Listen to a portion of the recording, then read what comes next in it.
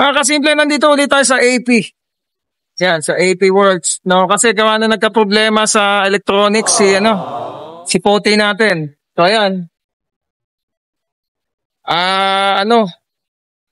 Parang isang diretso, ayaw gumana ng aircon, di ba pindot, tapos ginagana yung kanyang condenser fan. Pati yung kanyang yung sa ilaw. Hindi rin nagmamalfunction din talaga. Tapos sigit sa lahat yung hindi nagana yung kanyang auxiliary fan ng coolant. So kahapon sumabog yung ito tumalsik sa sobrang init. So buti maluwag, at least hindi dumiretso sa makina. Ang ginawa, pinayuan tayo ni boss, tumawag tayo ng madaling araw nangyari. Nirekta yung fan, nirekta namin. Sinaklulan tayo ni paring RJ, gumamit kami speaker wire. Nirekta ko sa baterya mong fan para lang makaalis kami. At ngayong umaga, dinala namin dito at tinitira ni tropa. Itong ating sipote. Sana maayos yung problema. Okay? Kaya yung kaibigan natin dito. Pangalan mo, boss? Edmond, sir, Edmond. Yan ang Pintotero. So ito naman, si boss. Ang pangalan mo, boss? Rendel po. Rendel. Yan ang mga technician dito sa AP Works, no? Saka ito, ano pangalan mo ulit, pare Goy? Oliver po. Oliver, yan. Yan ang mahusay natin yung mechanical. Ito yan, Honda Civic to. VTEC to, no? VTEC. Yan, tinitira yan. Hatchback to, mga boss. Ito yung merong upuan na Recaro.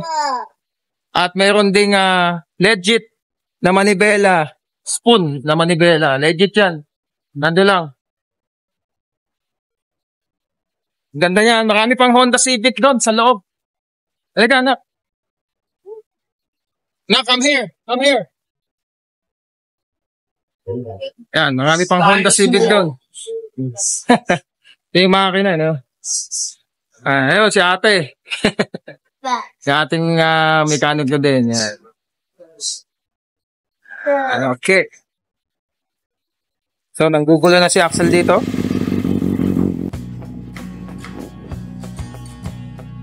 Yan, pinabanata na ni Boss Anthony.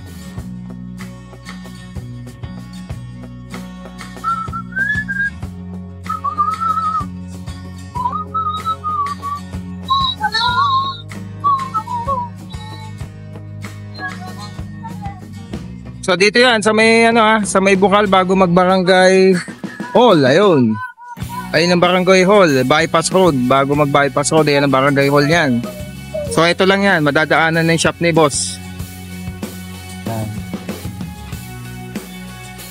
So matapos masolusyonan ni Boss Anton ay nagpakabit na rin tayo ng bolts. Ayan, sa ating mags. Ayan, napili natin yung race. Yan po ay Japan Technology sa pagkakaalam ko, no, ang race. Ipakikorek na lang ako, basta yan, maganda po yan. Yung race na yan, may pangalan din pagdating sa mags. At yan nga yung napili nating mags bolt. Mas maganda may kesa dun sa yun, no, yung parang inaalin sa loob kasi nabilog daw yun. So yan ang pinili natin at mayroon pa siyang ayan, no, nakasulat na race. Yan. May kamahalan nga lang, no, pero matibay. So yan nga ang ating mga specialist na mechanic yan. Si Oliver at si Wendell. Ayan. Ayan, no, ang mga masisipag na technician. Pogi na po. Pogi na naman.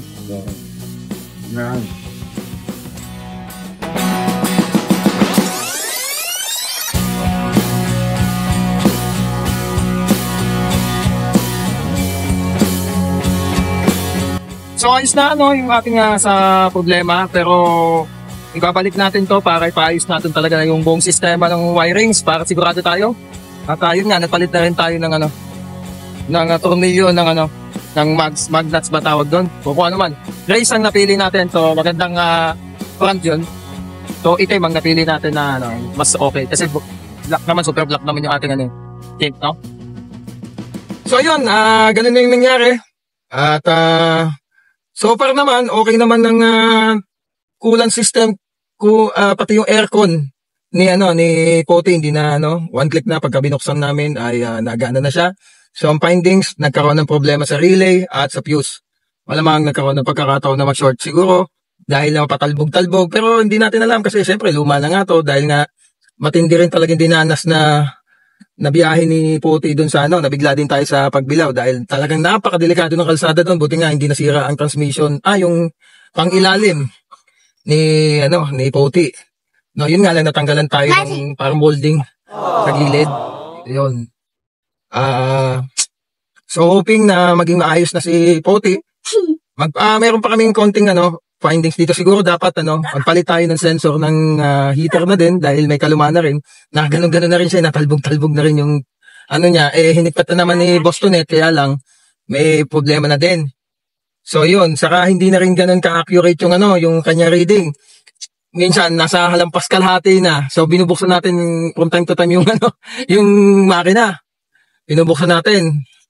Pagkabukas natin ng makina, tinitingnan natin baka mamaya yung ganung kalahati umiinit na pala. Tawag dito yung may problema yung kanyang doon ako paparada. May problema yung kanyang auxiliary pa na naman, baka hindi na naman gumagana, di ba? Yun yung mahirap. So ayos naman. Tapos nahawakan ko naman yung radiator natin, pati yung makina. Yung radiator cap, talaga nahahawakan ko naman at nakikita ko naman na umiikot naman yung auxiliary pan natin. So ibig sabihin, working siya. Hindi nga lang talaga nagbabasa ng maayos yung ating gauge. So minsan na nangyayari, pakita ko. So ito yung gauge ni Pote, minsan na nangyayari, lumalampas yan dyan sa kalahati. Pero hindi naman siya high temper. No, nandyan lang naman siya sa yan dyan siya naglalaro sa ganun. So chine-check natin baka mamaya So nakikita naman natin hindi na umiinit yung makina, tapos pagka tinitingnan din natin yung coolant niya kung ilan na yung level, hindi naman nababawasan. So yun, gaya niya pakita ko sa inyo mataas yan, di ba? Tapos buksan natin yung makina. Pakita ko sa inyo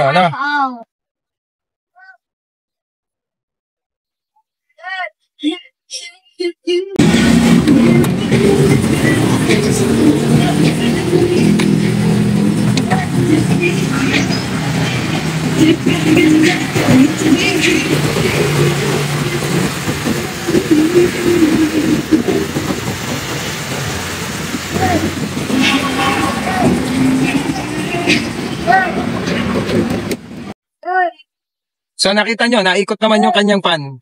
Okay, so ibig sabihin, saka nakahawakan ko, alam ko pagka titirik talaga talaga hindi ko man hawakan. So yun.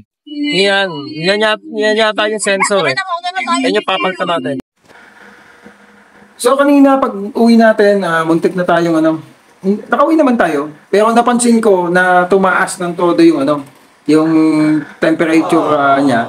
Ang nangyari parang halos nasa 90% na siya. So nakauwi naman tayo, pero naramdaman na namin na uminit yung makina. Pati hanggang sa loob, makaramdaman mo talaga So doon, pagbukas ko ng makina niya, pagbukas ko ng hood, nakita ko na kumukulo-kulo na yung tawag dito, yun na naman, yung reserve, yun yung puputok So nag-malfunction na naman yung system nung auxiliary pan. Hindi naman sira auxiliary pan kasi direkta mo malakas naman talaga. So hindi na naman siya gumana. So ang decision natin, dadalhin na natin talaga, gaya na sabi ni Sir Tonet, na kailangan talaga na pagka gano'n na nangyari, dalhin sa kanya at aanin na niya talaga yung buong wiring. Kasi kulang yung oras, kasi nang dumating tayo doon, tanghali na mahigit. So bukas ng umaga, kailangan madala natin na mas maaga daw para matutukan niya hanggang maghapon. Okay, so abangan nyo na sa sunod na vlog tungkol dito. Ipapagawa na natin yung wiring. Kasi mas maganda yung gano'n. No, hindi tayo sigurado Kasi posible talaga, kaya nagkakaproblema ng gano'n ay mayroong loose connection at kaya nakakapagsira siya ng fuse. Okay, nasusunog So hindi maganda yun. Okay? So abangan nyo na lang. No, ito na muna. For the meantime, ito na muna yung vlog natin. Back on. Ito ulit si Dansky at ito si Pote, ang ating Honda LXi.